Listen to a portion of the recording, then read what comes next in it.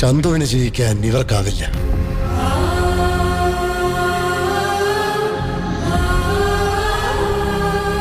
നിനക്കും എന്നെ അറിയില്ല, ആർക്കും അറിയില്ല. അറിയാൻ ഞാൻ അവസരം തന്നി. ആരെങ്കിലും ഒരാൾ എന്നെ അറിയണം.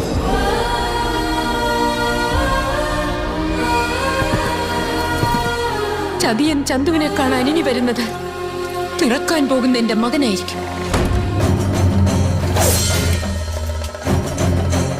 ചന്തു ചതിക്കുമെന്ന് അന്നേ ഞാൻ പറഞ്ഞതായിരുന്നു.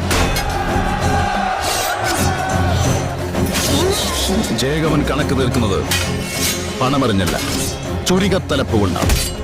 ഞാൻ പറഞ്ഞു വെട്ടിയാലും തടുക്കാനാവില്ല മച്ചുന.